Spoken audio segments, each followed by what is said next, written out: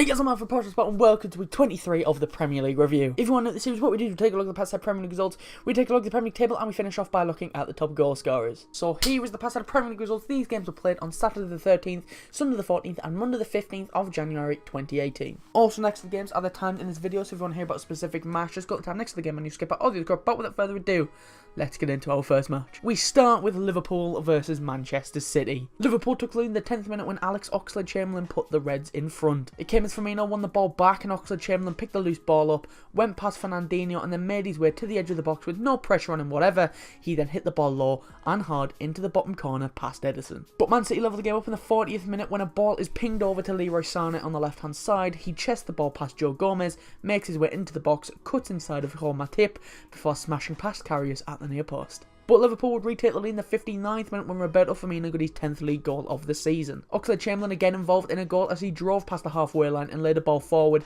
It looked quite easy for John Stones to deal with, but in came Firmino who outstrengthened him and calmly dinked the ball over Ederson, and in it goes via the post. And Liverpool got a 2-goal lead 2 minutes later when Sadio Mane got the goal. He just hit the post not 1 minute earlier, but he made sure this one found the back of the net as Mo Salah tackled Otamendi at the back and laid it off to Mane. He had options to lay it to Firmino or take the shot, and he chose the latter as he smashed it left-footed from the edge of the box straight into the top corner. And would you believe it, Liverpool made it 4-1 in the 68th minute when Mohamed Salah scored the pick of the bunch. He has been solid all season, but it was a rare mistake by Ederson as his clearance is poor and straight to the feet of the Egyptian, and from just inside the City half he took the shot that went over everyone and looped back down into the empty net. But Man City will get a goal back in the 84th minute through Bernardo Silva. Ilkay Gundogan started the move as he played a 1-2 and that sent him through in the box. His shot was blocked by Matip, but it falls straight to Silva who sweeped it home. And Man City would make stoppage time a lot more tense as they made it 4-3 in the 90th minute. Great play from Maguire to dink a ball into the box towards the back post, and therefore it was Ilkay Gundogan who chested it down and stabbed it home. And that is how the game ended. Liverpool put an end to Manchester City's invincible season as they hand them their first loss of the campaign. Man City just didn't look their best today, despite it being so close. There were a couple of their best players that were just playing bad passes after bad pass. Fernandinho sticks out like a sore thumb for me. Liverpool weren't great either with the opening in the second half. They were completely on the ropes as Man City were just battering them, but they couldn't find a way through, and 3 goals in quick succession was enough for Liverpool as they beat Manchester City in a thrilling game. And we move on to Huddersfield versus West Ham. It wasn't the best opening to a game, but one team would finally take the lead in the 25th minute when West Ham took the lead through Mark Noble. Joe Lolly, great name by the way, lost the ball at the back for Huddersfield. Mark Noble eventually took it off him, made his way into the box and finished with a low powerful shot. But Huddersfield would level the game up in the 40th minute when Joe Lolly went from enemy to hero as he made up for his mistake. He brought it forward, cut inside of his man before curling the ball into the far corner of the net. But West Ham retook the lead straight after half time when Marko Arnautovic got the goal. It came straight from kick-off as he touched the ball past his man before smashing the ball into the back of the net. And West Ham doubled their lead 10 minutes later when Manuel Lanzini finished a lovely goal. Lovely one-touch passing from the Hammers as Marko Arnautovic clipped the ball through to Lanzini, and the Argentinian drove the ball past Jonas Lossell. And West Ham made it 4-1 5 minutes later when Manuel Lanzini scored his second of the match. Again it was Arnautovic and Lanzini linking up as Arnautovic gave it to his buddy before Lanzini wellied it into the roof of the net. And that's how the game ended. Nothing else that I can really add to this one. West Ham were the better side as Huddersfield just didn't show up in the second half and West Ham had their way with them. David Moyes picked up his 200th Premier League win, and what a game to get it in as his team completely dominated and picked up a comfortable win. And we move on to Tottenham versus Everton. Tottenham took the lead in the 25th minute through Son Heung-min. It had been coming for Spurs and it came when Serge Aurier had a ton of space on the right hand side. He broke into the box and took a shot. His shot was going well wide, but there to redirect the shot was Son, who tapped it home from close range. And Tottenham doubled their lead just after the break when Harry Kane equalled the record for Tottenham's highest ever goal scorer in the league. Son Heung-min started the move off as he easily goes past John Joe Kenny and he has a clear view of goal. He held the ball up, waiting for teammates to get into the box before sliding the ball into Kane, who slammed home. The striker did look offside, and I think he thought he was offside as well. It's a tight one, but I think Kane's got a bit lucky there. I'd say he was offside. It's very tight. And Tottenham made it 3-0 10 minutes later when Harry Kane broke the record and became Tottenham's highest ever goal scorer in league history. Eric Dyer grabbed the assist as he put across into the box, and there to meet up was Kane, and it wasn't the most clean as a finish as he's ever done, as it looked like it bounced off of the bottom of his boot and that made it bounce into the ground and then over John and Pickford and into the net. Like I said, not the most clean of finishes, but a record-breaking finish though, which I seem to be saying that a lot about Harry Kane recently. And Tottenham made it 4 in the 80th minute when Christian Eriksen got on the score sheet. Some lovely play between the three attacking midfielders of Tottenham as Son scooped the ball up to Dele Alli. Ali backheeled it to Christian Eriksen and the Danes smashed the ball home. And that's how the game ended, a straightforward victory for Tottenham as Everton just never challenged. Everton came into the game clearly playing for a draw and it failed them. Tottenham had too much firepower up front for Everton to deal with and Tottenham easily picked up the 3 points. And we went on to Manchester United versus Stoke. Manchester United took the lead 10 minutes into the game when Antonio Valencia got a goal on his return to the squad. It came as Paul Pogba easily goes past Stephen Ireland.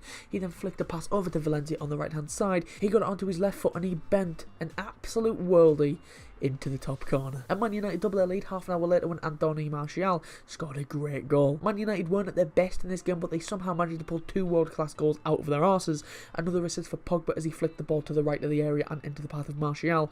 Martial let the ball run in front of him and curled the ball into the top corner. Martial looked a little offside, and by a little I mean like a big toe level.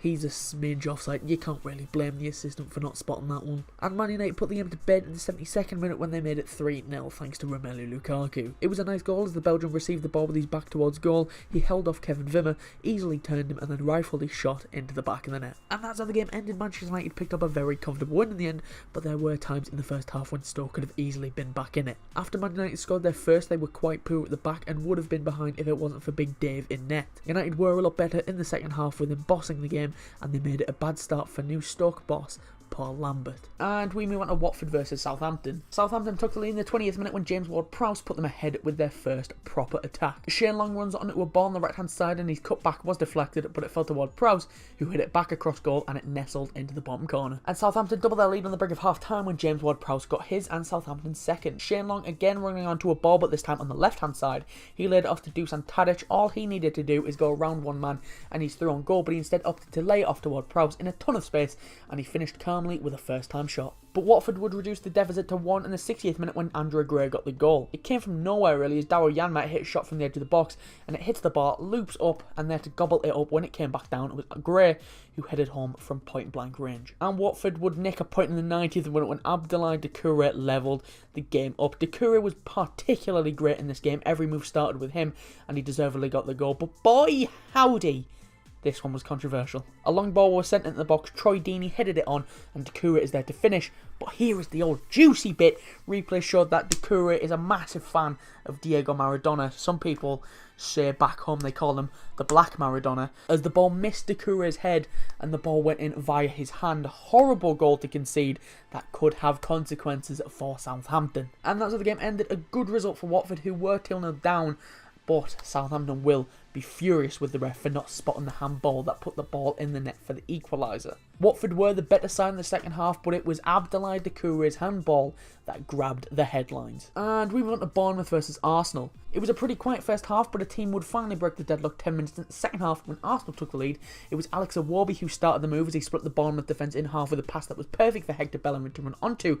Bellerin takes a shot and despite Asmir Begovic getting a good hand on it, he can't keep it out as the ball drops into the back of the net. But Bournemouth would level the game up in the 70th minute when Callum Wilson put the Cherries level. Came as Ryan Fraser put a lovely ball into the box. Petr Cech comes out to try and collect it, but Wilson nipped in and took it from him and smashed it home with a first time shot. And Bournemouth took the lead for the first time in the game 5 minutes later when Jordan Ibe got the goal. Callum Wilson was picked out by a midfielder with a lovely ball. He then knocked it into the path of Jordan Ibe and the wide man slammed it home. And that is how the game ended. I have no words to describe Arsenal right now. They're toothless. I think that's the best word that I can come up with now. They're toothless.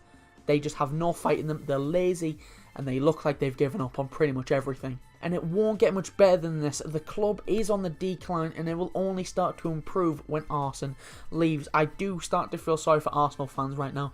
Your 2 best players are going to leave. Probably by the time this comes out, Sanchez is already gone.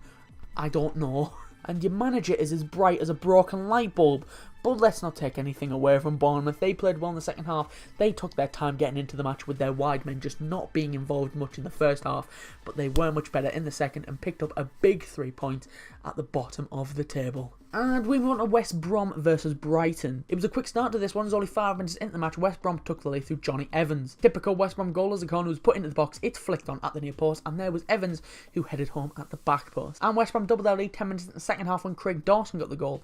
Yet again, another corner corner goal as Craig Dawson lost his man in the middle and headed it home with a downward header. And that is how the game ended. West Brom finally pick up a win, with this being their first win in over 20 games. They hadn't won since late August, so they will welcome this with open arms. Brighton never really threatened the goal, and West Brom picked up the win thanks to 2 goals from their defenders. And we move on to Newcastle versus Swansea. It was a quite entertaining first half despite the lack of goals. Newcastle had a ton of chances, but they were extremely wasteful, and Swansea would punish them as they took only 15 minutes into the second half. It was a simple goal as a cross was put in from the right. Jordan Ayew rose highest to meet it. His first header was saved, but he's there to nod home the rebound. But Newcastle would level the game up in the 70th minute when Joselu grabbed the equaliser. Joselu was only on the pitch for a few minutes and got the goal with pretty much his first touch, as Ayoze Perez's shot deflected nicely to the Spaniard and he side-footed the ball into the net by the post. And as the game ended, Newcastle will be kicking themselves that they didn't take any of their chances, and it goes to show that they are in desperate need of a striker this month. Now, if only Rafa had some money, he'd be able to work some magic. And there is a lot of great strikers available. I've seen rumours that Rafa wants to work for Fernando Torres again.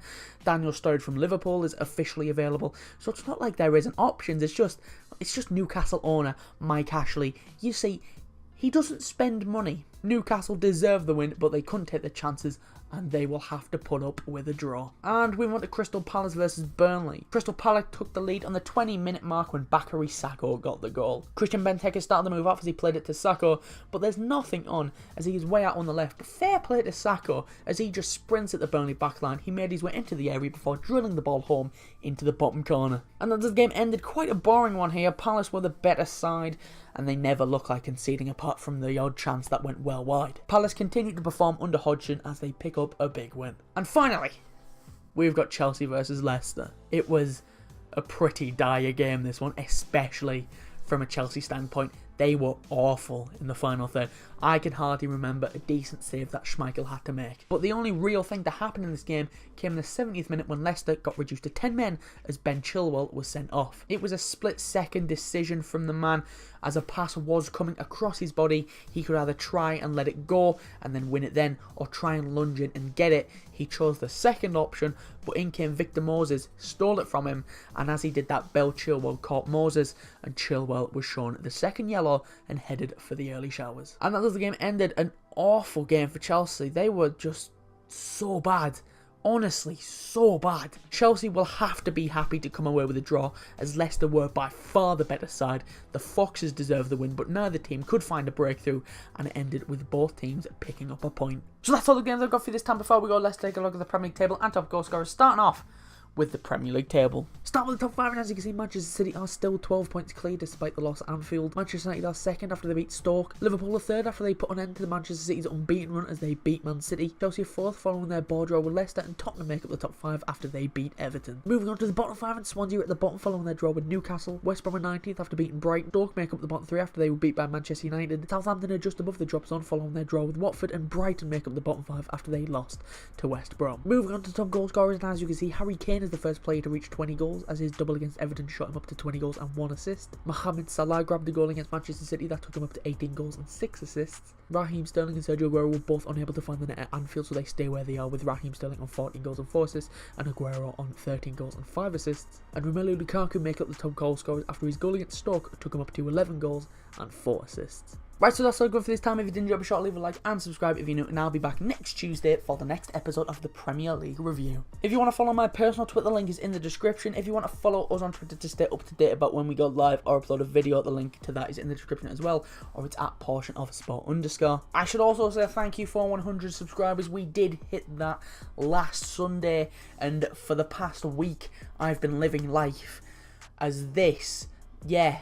We had a little bit of a rearrangement where I also offered, for some strange reason, hey, I'll change my banner to a picture of Phil Coutinho in a Barcelona shirt, because why the not? So I did that, and the next milestone is 200, and remember, Jack's got something on the line as well. He said that if we hit 200 by the end of the season, he will change his badge to a Tottenham one. I want to see that happen. But anyway, if you missed last episode, that will be popping onto your screen about now, along with a link to the channel so you can subscribe. Thank you very much for watching. Be sure to leave a like and subscribe if you are new. I've been Mark from A Portion of Sport. and I will see you soon.